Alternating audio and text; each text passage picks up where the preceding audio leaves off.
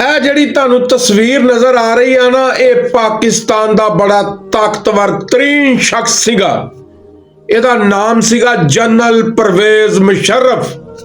ਇਹ ਸਾਹਮਣੇ ਉਹਦੀ ਬੇਗਮ ਖੜੀ ਆ। ਸਦਾ ਬਾਦਸ਼ਾਹੀ ਸੋਹਣੇ ਰੱਬ ਦੀ।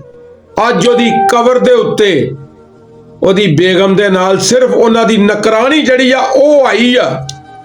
ਇਹ ਉਹ ਬੰਦਾ ਵਾ ਕਿ ਇਹਦੇ ਲਾਗੇ ਹਜ਼ਾਰਾਂ ਬੰਦਿਆਂ ਦੀ ਚਾਪਕਲੂਸੀ ਟੀਮ ਫਿਰਦੀ ਹੁੰਦੀ ਸੀਗੀ ਜਨਾਬ।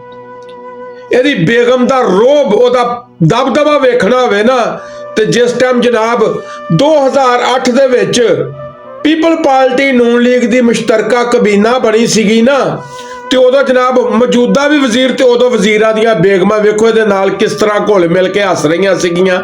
ਤੇ ਅੱਜ ਉਹਦੇ ਨਾਲ ਕੋਈ ਆਉਣ ਲਈ, ਕੋਈ ਤੁਰਨ ਲਈ ਤਿਆਰ ਨੀਗਾ। ਇਹ ਵਾ ਜਨਰਲ ਪਰਵੇਜ਼ ਮੁਸ਼ਰਫ। ਸਦਾ ਬਾਦਸ਼ਾਹੀ ਸੋਹਣੇ ਰੱਬ ਦੀ। ਲੋਗੋ ਇਬਰਤ ਹਾਸਲ ਕਰੋ, ਇਬਰਤ।